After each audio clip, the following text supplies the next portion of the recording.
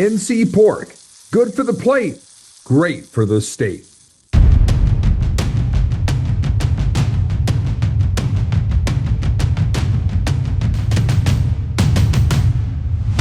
Our next guest was born in Miami, a high school football star in Miami. He was a two-time national champion with the Miami Hurricanes. He was all Big East as an offensive tackle for the Canes in the late 80s and early 90s. All that happened, and now, of course, he is the fourth-year head coach of the Miami Hurricanes, who are coming off a 10-win season. Coach Mario Cristobal, welcome to the North Carolina Sports Network. How are you, Coach? Doing great. Thanks for having me. It's great to have you again. You were wonderful for us last year. One personal question before we dive into the football, only because we saw you tweet at your wife, Jess, on social media. What makes a great football wife at this level, as we congratulate you and Jess on your 19th wedding anniversary about a month ago? Well, I don't know. There's a lot of things that make it. I can't imagine anyone doing a better job than what she does as a mother, as a wife, as a partner. It's God's greatest blessing, her and the boys, and so I can't compliment her enough. But she does it all. Supports the early mornings, the late hours, handling all the stuff regarding everything at home and school. So the list is tremendous. But obviously, Jessica, number one, loves it. When we saw you a year ago, your time at your alma mater was roughly a 500 record.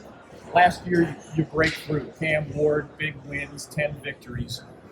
How have you seen the change in the perception of your program now that you have that kind of in the bank, whether that's among recruits, high school coaches, media, your own fan base, or otherwise? Well, as time goes by, we're validating the things that we had preached when we got to Miami. We knew that there was a lot of work to be done, starting internally, right? We had to flip the culture. We had to improve the roster, improve the caliber of coaching. We had to evolve schematically. We had to adapt. We had to come to age with NIL and all the things that go with it. So as time has gone by, our team and the trajectory of our team continues to go that way. And fans, recruits, families, they see that. So the buy-in and the momentum just gets stronger and better.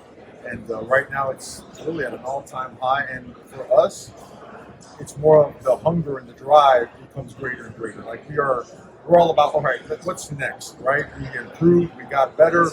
A lot was accomplished, but we're still not where we want to be. We got to go get that. So now let's focus on the things that we can do to get there. Coach, I'm roughly your age, and I spent a few years living in South Florida. And since I became a journalist around the time you were at US as a player, I've been reading about the talent-rich South Florida region with all those high school superstars, many of them on your roster. My question is, in an era where we now have this $20.5 million internal revenue sharing, we have, of course, name, image, likeness deals. How do you describe what's similar and what's different? Because I imagine some guys dream of playing for the U, just like you did as a kid, but so many things are different than when you were coming up the ranks in the 1980s. How do you describe that?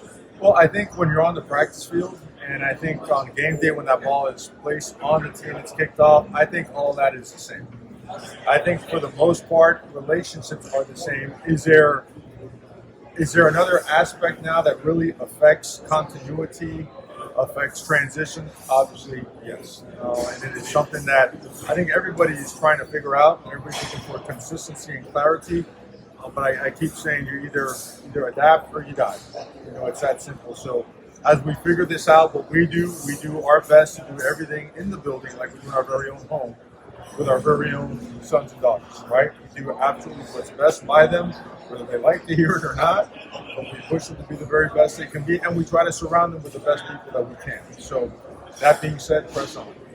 You guys have a reputation as a 5-time national championship program. You're playing in your opener a team that was in the national title game 1 year ago.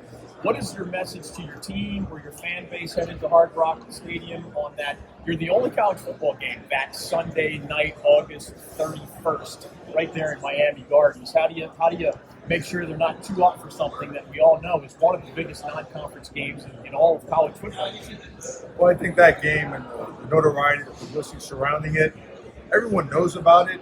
Our focus right now is just us. There'll be a place and time to address everything regarding that game. Certainly, we all know the great opportunity that comes with that game, but the best opportunity for us right now is preparing for camp, making sure that we elevate our culture, get in the best shape we can possibly get into, master our technique, our fundamentals, schematically own what we're doing on the football field, communication-wise, ball security-wise. That's the focus. That's what we're looking forward to get into. When a week out, 10 days out, we'll jump all over.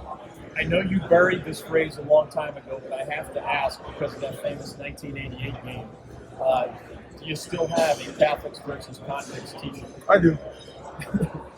And do you ever wear it, or is it just kind of there for old time's sake? I just had to. I remember that game. I was 21 years old at the time. That was the Irish winning a close one in South Bend, but both of those teams were undefeated for that regular season famous matchup in 1988. Cam Ward, 1 year ago, you were not shy about telling us how good you thought he was going to be, even though he hadn't taken an official snap yet for you as a transfer.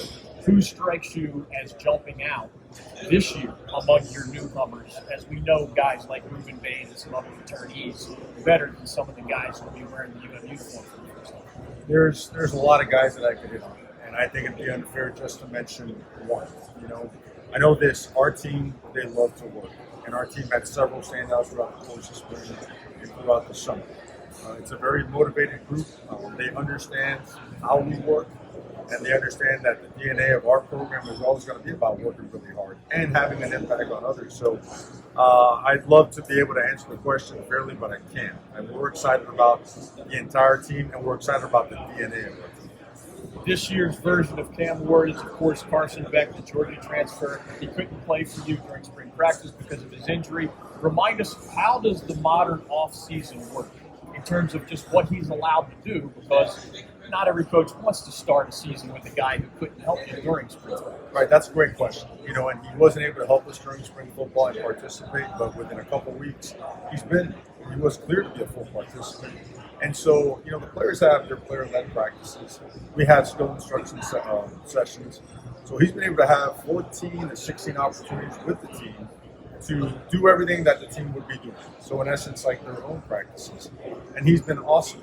And by that, I mean ultra competitive, off the charts IQ, a great teammate, a guy with a ton of experience, so he understands football. He understands what's in front of him. He understands what we're running, and he understands our system really well, especially for guys in midfield. So a lot of confidence in him. He had a great experience at Georgia and did some great things, and we're looking forward to having an even better version of Carson back here. How do you approach the balance between continuing to hit the high school ranks on the recruiting trail the way Miami's done forever, with the modern era where it just feels like maybe half the best players in this league are major college transfers? Well, but you never know what your team's going to look like. A lot of times now, someone mentioned the other day that you are coaching a one-year team more times than not. I don't know if we're all the way there as a college football, entity, but I do know this is that the portal does allow you to upgrade your team during windows where you wouldn't be able to upgrade it without them. So we are very high school based. We have found some elite transfers that can help us win, and we have found some great transfers that have years to them as well. So that's like taking another freshman. So for us, it's a combination. It's a great blend. You have the guys who you recruited, you have guys that have come from the junior college ranks, and then you have some guys that come in from the portal, both in the form of a one-year guy and in the form of a multi-year guy. We've had recruits and even players here talk about a college football video game. Your name is not in the game. How does that even work? They have to get your permission, and we just decided not to be in it this year? I guess it's something like that. I know that our representatives called us for it. I was probably working or doing something, but it doesn't. Those kind of things. It's always an honor to be considered, but I kind of don't really. I got other things I'm doing now, But I guess that's how it works. Last thing for you, as we thank you for these back-to-back visits on the North Carolina Sports Network. I've seen you give us the U sign elsewhere at the ACC kickoff event. Can you give us one more? That is Coach Mario Cristobal of the Miami Hurricanes. Coach, thanks again for the visit. Thank you very much for having me.